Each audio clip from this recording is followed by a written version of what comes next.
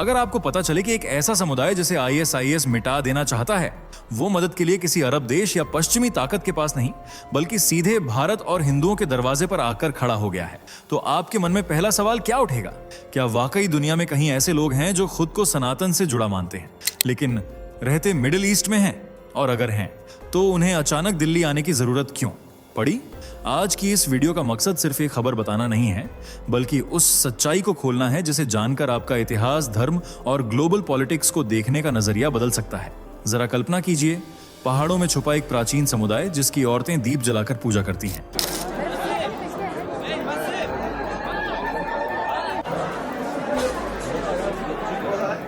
जो पुनर्जन्म में विश्वास रखते हैं और जिन्हें सिर्फ इसलिए मारा जा रहा है क्योंकि वे कट्टरपंथ के सामने झुकने को तैयार नहीं।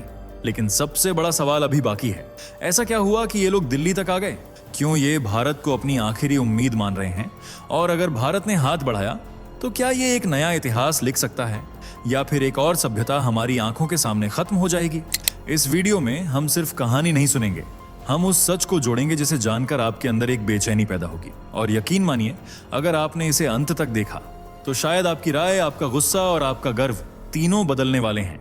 चलिए, एक बात जल्दी से बताइए, ये वीडियो आपको खुद से ढूंढकर मिला या YouTube ने आपके स्क्रीन पर सजेस्ट किया और आपने क्लिक कर दिया? क्योंकि हमें भी समझना है कि YouTube हमारी आवाज़ आप तक कैसे पहुंचा रहा है। और अगर आप सच में एक जागरूक और देशभक्त हिंदू हैं तो फैक्ट मंत्रा चैनल को अभी सब्सक्राइब करें, वीडियो को लाइक जरूर करें और अपने दोस्तों के साथ शेयर करना मत भूलिए। चलिए, अब बिना देरी के बढ़ते हैं आगे वीडियो की सबसे जरूरी बात की ओर। कौन है भगवान मुरुगन के रूप को पूजने वाले यजीदी? क्यों ये मुस्लिम देश से ताल्लुक रखने के बाद भी हिंदू संस्कृति और पूजा पाठ को फॉलो करते हैं? क्यों ISIS इन्हें खत्म करना चाहता है? क्यों इन्हें शैतान का उपासक कहा जाता है? क्या गुहार लगाई है यजीदियों ने भारत से? क्या भारत यजीदियों को कट्टरपंथियों के जुल्म से बचा पाएगा? क्यों ये भारत को अंतिम आशा मान रहे हैं? क्या हुआ है दिल्ली में? चलिए विस्तार से जानते हैं। आज कट्टरपंथी ताकतों ने दुनिया में कई अल्पसंख्यक समुदायों का जीना दुश्वार कर रखा है। वो न तो किसी दूसरे धर्म को पसंद करते हैं और न ही किसी अल्पसंख्यक समुदाय को। इन्हीं में से एक समुदाय है यजीदियों का, जो इराक के उत्तर पश्चिमी हिस्से के पहाड़ी इलाकों में छुप कर रहता है।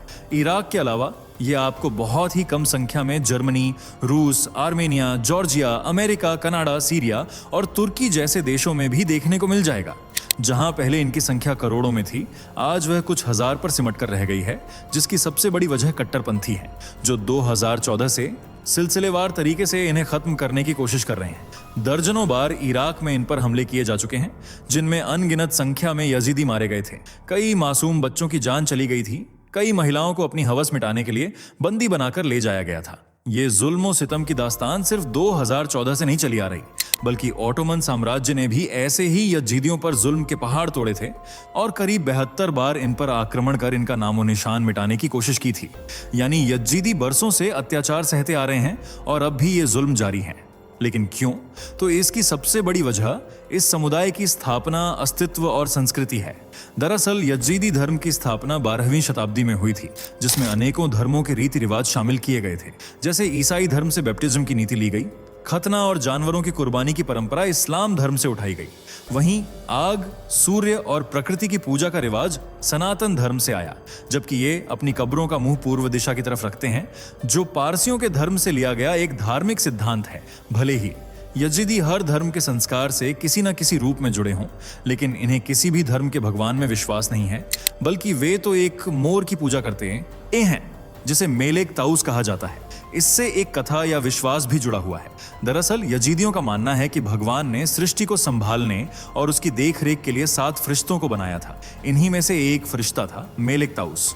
हालांकि शुरुआत में उन्हें स्वर्ग से निकाल दिया गया था, लेकिन बाद में ईश्वर ने उन्हें माफ कर वापस स्वर्ग में बुला लिया। इसलिए वे इस फरिश्ते को काफी पवित्र और पूजनीय मानते हैं और दिन में मुसलमानों की 5 बार की नमाज की तरह 5 बार ही मेलेक ताउस की पूजा करते हैं। पूजा करने का तरीका भी काफी हद तक सनातन धर्म से मेल खाता है। यजीदी अपना नया साल भी हिंदुओं की तरह ही अप्रैल की शुरुआत में मनाते हैं और इराक में बने लालिश मंदिर में जाकर भव्य पूजा का आयोजन करते हैं। साथ ही बड़ी तादाद में दीपक भी जलाते हैं, जो उनकी पूजा का एक अहम हिस्सा है। इतना ही नहीं, यजीदी हिंदुओं की तरह ही पुनर्जन्म में भी विश्वास रखते हैं, जबकि इस्लाम इस धारणा को गलत बताता है। यजीदियों का मानना है कि आत्मा अमर होती है और वह शरीर बदलती रहती है, इसलिए वे पुनर्जन्म और मोक्ष दोनों पर यकीन करते हैं। पूजा करने का तरीका हो या मोक्ष पर विश्वास करने की सोच, सब कुछ हिंदू धर्म संस्कृति से जुड़ा हुआ है। इसलिए कट्टरपंथी यजीदियों को अपना दुश्मन मानते हैं, जिसकी एक वजह उनके पवित्र फरिश्ते मेलिक ताउस भी हैं। दरअसल मेलिक ताउस का अरबी में मतलब होता है शैतान, और यही धारणा उन्हें शैतान से जोड़ती है। मुसलमान उन्हें शैतान का उपासक बताते हैं और हर संभव तरीके से उन्हें खत्म करने की कोशिश में लगे रहते हैं। जबकि दुश्मनी की दूसरी वजह है यजीद प्रथम। ये वह खलीफा था जिसने करबला के युद्ध में मुसलमानों के आखिरी पैगंबर मोहम्मद साहब के नवासे इमाम हुसैन की शहादत का आदेश दिया था और मुसलमानों के साथ काफी क्रूरता बरती थी। इसलिए मुस्लिम समुदाय, खास तौर से शिया और कई सुन्नी विद्वान, उसे एक दमनकारी और बुरा शासक मानते हैं। इसी के नाम से मिलता जुलता नाम है यजीदी। इसलिए कुछ लोग यजीदियों को यजीद प्रथम से जोड़ते हैं और यजीदियों का नरसंहार करने से पहले एक बार भी नहीं सोचते। लेकिन कुछ लोगों का कहना है कि यजीदियों का यजीद प्रथम से कोई नाता नहीं है, लेकिन हाँ, इनका कनेक्शन भारत से जरूर जुड़ा हुआ महसूस होता है, जिसका जीता जागता उदाहरण है इनका नाम यजीदी, यानी या प्लस सिद्धि, जिसमें या का मतलब है साउथर्न यानी दक्षिण, जबकि सिद्धि का अर्थ है पूर्णता या सफलता। इस तरह यजीदी उन लोगों को कहा जाता है जिन्हें भगवान कार्तिकेय की भक्ति करते करते दक्षिण भारत में सिद्धि प्राप्त हुई थी। लेकिन वक्त के साथ उनके नाम का मतलब बदल गया और उनका दक्षिण भारत से कनेक्शन पूरी तरह से मिटा दिया गया। लेकिन संस्कृति, रीति रिवाज और धार्मिक विश्वास नहीं मिटाए जा सके।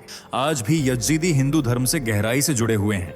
आर्कियोलॉजिस्ट्स और साउथ इंडियन हिस्टोरियंस का मानना है कि यजीदी कोई विशेष या अलग धर्म नहीं, बल्कि हिंदू धर्म की एक खोई हुई जनजाति है जो पहले तमिलनाडु में रहती थी, लेकिन फिर किसी कारणवश मिडिल ईस्ट पहुंच गई। इतिहासकारों का कहना है कि तमिलनाडु से निकलकर सबसे पहले उनका ठिकाना बना था तुर्की का अधियामन, जिसे प्राचीन समय में कुर्दिस्तान के नाम से पुकारा जाता था। लेकिन जब यजीदी यहाँ पहुंचे तो ये बन गया कुर्दिस्तान से अधियामन, जिसमें आदि का मतलब था एंशिएंट और यमन का अर्थ था साउथ, और पूरा मिलाकर हुआ प्राचीन दक्षिण, जिसके निवासी थे यजीदी, जो दक्षिण भारत की तरह ही हिंदू धर्म को फॉलो करते हैं। जिस तरह दक्षिण भारत में भगवान मुरुगन को पूजने का रिवाज है, वैसे ही इनमें भी मुरुगन की पूजा का सिद्धांत देखने को मिलता है, जिसका सबसे बड़ा उदाहरण है ये तस्वीर, जो किसी भारतीय मंदिर या म्यूजियम की नहीं, बल्कि इराक के लालिश मंदिर की है, जिसे यजीदी अपना सबसे पवित्र तीर्थ स्थान मानते हैं। जिस तरह मुसलमानों के लिए मक्का मदीना है, हिंदुओं के लिए 4 धाम की यात्रा, ईसाइयों और यहूदियों के लिए यरूशलेम है, वैसे ही यजीदी लालिश मंदिर को सबसे पवित्र तीर्थ स्थान के रूप में देखते हैं। इसी मंदिर की एक दीवार पर लगी है ये तस्वीर, जिसमें महिला हिंदू भारतीय महिला की तरह तन पर साड़ी, माथे पर बिंदी और बालों में गजरा लगाए हुए है और भगवान मुरुगन की पूजा अर्चना में लीन है। ये पहनावा और आराधना दक्षिण भारत से मेल खाता है, क्योंकि वहीं पर न सिर्फ हिंदू महिलाएं ऐसी वेशभूषा अपनाती हैं, बल्कि भगवान मुरुगन को भी वहीं पर सबसे ज्यादा पूजा जाता है, जिन्हें भगवान शंकर के पुत्र कार्तिकेय का एक रूप माना जाता है, जिनके दक्षिण भारत में दर्जनों मंदिर देखने को मिलते हैं। भारत की गलियों से निकलकर इराक के लालिश मंदिर तक का सफर इस बात की गवाही देता है कि यजीदियों की जड़ें न सिर्फ दक्षिण भारत से जुड़ी हुई हैं, बल्कि ये समुदाय भगवान मुरुगन में गहरी आस्था भी रखता है। इसलिए इतिहासकार इन्हें हिंदू धर्म की एक भूली भटकी प्रजाति मानते हैं, जो हिंदुओं की तरह सूर्यास्त और सूर्योदय के समय पश्चिम और पूर्व की तरफ मुंह करके उपासना करते हैं और फिर दीपक जलाकर आरती भी करते हैं। इस धर्म में सनातन की तरह व्रत और मुंडन जैसी परंपरा भी फॉलो की जाती है। जहां इस्लाम पूजा करना गुनाह समझता है, उसके उलट यजीदी तस्वीरों के सामने उपासना करते हैं और पृथ्वी, जल और अग्नि को बेहद पवित्र मानते हैं। यजीदियों की एक खास बात यह भी है कि इनमें धर्म परिवर्तन जैसा कोई रिवाज नहीं है। सिर्फ यजीदी वही हो सकता है जिसने एक यजीदी के घर पर जन्म लिया हो। यही वजह है कि आज यजीदियों की संख्या सिमटती जा रही है। एक तरफ जहां इस्लाम विस्तारवाद और परिवर्तन के लिए पूरी दुनिया में मशहूर है, वहीं यजीदी इस सोच से बिल्कुल अलग चलते हैं। उनकी डिक्शनरी में धर्म छोड़ने जैसा कोई शब्द है ही नहीं। वे जन्म से लेकर अंत तक सिर्फ एक ही धर्म फॉलो करते हैं और वह है यजीदी धर्म। इसलिए कट्टरपंथी लाख कोशिशों के बाद भी यजीदियों का धर्म परिवर्तन नहीं करा पाए, और 2014 इसका सबसे बड़ा उदाहरण था, जिसकी जड़ें जुड़ी थीं साल 2011 से, जब सीरिया और इराक में अरब स्प्रिंग और सिविल वॉर की शुरुआत हुई थी। इसी के साथ इस्लामिक स्टेट नाम का एक आतंकी संगठन भी सक्रिय हुआ था, जिसे आज ISIS के नाम से जाना जाता है, जिसका एक प्रमुख आतंकवादी था अबू बकर अल बगदादी, जिसने 29 जून साल 2014 को इस्लामिक खिलाफत की शुरुआत की। उसने अपना आतंकवाद साम्राज्य सीरिया से लेकर इराक तक फैला रखा था और दोनों जगह इसे अलग अलग नाम से जाना गया। इराक में इसे दाएश और ISIS के नाम से पुकारा गया। अब्बू बकर ने अपने स्टेट में पनाह देने के लिए 2 शर्तें रखी थीं। पहली, मुसलमान होना होगा, अगर नहीं है तो इस्लाम कबूल करो। दूसरी शर्त थी इस्लामिक खिलाफत को मानना। जिसने भी ये 2 शर्तें नहीं मानी वही इस आतंकवादी संगठन का दुश्मन बन बैठा और सबसे बड़ा दुश्मन साबित हुआ यजीदी समुदाय, जो न तो इस्लामिक खिलाफत को मानने के लिए राजी था और न ही अपना धर्म छोड़ने के लिए। यही बात अबू बकर को तीर सी चुभ गई और 2014 में उसने इराक की माउंट सिंजार की पहाड़ियों पर हमला कर दिया, जहां यजीदी समुदाय रहता था। उन्हें जबरदस्ती इस्लाम कबूल करने पर मजबूर किया गया। जब उन्होंने इनकी बात नहीं मानी तो फिर कत्लेआम शुरू हुआ। महिलाओं के साथ बदसलूकी हुई और हजारों जानें कुछ ही समय में ले ली गईं। आज यजीदी समुदाय अलग अलग देशों में रहता है ताकि ISIS के आतंक से बच सके, जो सालों से उसे मिटाने की कोशिश में लगा है और लाखों यजीदियों को मार चुका है। इसी जुल्म और अत्याचार को रोकने के लिए यजीदियों ने भारत से मदद की गुहार लगाई है। 2018 में Yazidi human rights of organisation के founder Sheikh Mirza Ismail Mumbai भी आए थे, जिन्हें यजीदियों का मसीहा माना जाता है। उनका मानना है कि यजीदी धर्म की जड़ें भारत से ही जुड़ी हुई हैं और हिंदू धर्म इसका मूल धर्म है। इसलिए भारत को यजीदियों की मदद करनी चाहिए ताकि यजीदियों की बची खुची आबादी को खत्म होने से पहले बचाया जा सके। इतना ही नहीं, मिर्जा इस्माइल ने यजीदी समुदाय के लिए एक अलग देश की मांग भी की है, जिसका नाम रखा जाएगा कार्तिकिस्तान। यानी वे अपने देश का नाम भगवान कार्तिकेय के नाम पर रखना चाहते हैं, जो इस बात का सबूत है कि यजीदी हिंदू धर्म से कितना ज्यादा जुड़े हुए हैं। मिर्जा इस्माइल ने इस नए देश का प्रस्ताव यूनाइटेड नेशन के सामने भी रखा था ताकि उनकी मांग पूरी हो सके और उन्हें अपना खुद का एक सुरक्षित देश मिल सके। यूनाइटेड नेशन में भारत के समर्थन की भी जरूरत है, इसलिए मिर्जा कुछ समय पहले भारत सरकार से बात करने दिल्ली भी आए थे और डंके की चोट पर बिना किसी से डरे कहा था कि हम हिंदू धर्म से जुड़े हुए हैं। यजीदी समुदाय हिंदू धर्म की ही एक गुमनाम प्रजाति है, इसलिए भारत को उन्हें सपोर्ट करना चाहिए ताकि वह न सिर्फ इस हिंदू जनजाति को जीवित रख सके बल्कि कार्तिकिस्तान नाम के देश में सुकून से अपनी बाकी बची जिंदगी भी गुजार सके। मिर्जा इस्माइल ने दिल्ली आकर भारत के प्रधानमंत्री नरेंद्र मोदी से भी मिलने की गुजारिश की थी, लेकिन ये मुमकिन न हो सका। हालांकि भारत के बड़े बड़े अधिकारियों ने मिर्जा इस्माइल की बात सुनी और उन्हें आश्वासन दिया कि वे जितना मुमकिन होगा उनकी मदद करेंगे, क्योंकि यजीदियों की स्थिति काफी खराब है।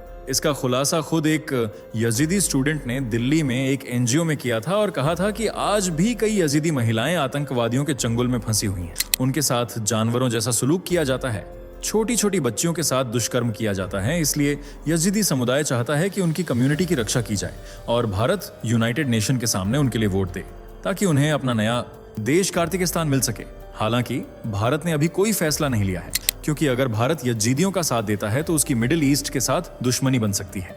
इसलिए भारत अभी खामोश है, जबकि यजीदियों के लिए भारत आखिरी उम्मीद की किरण बना हुआ है। वैसे आपको क्या लगता है, क्या भारत को यजीदियों का साथ देना चाहिए या नहीं?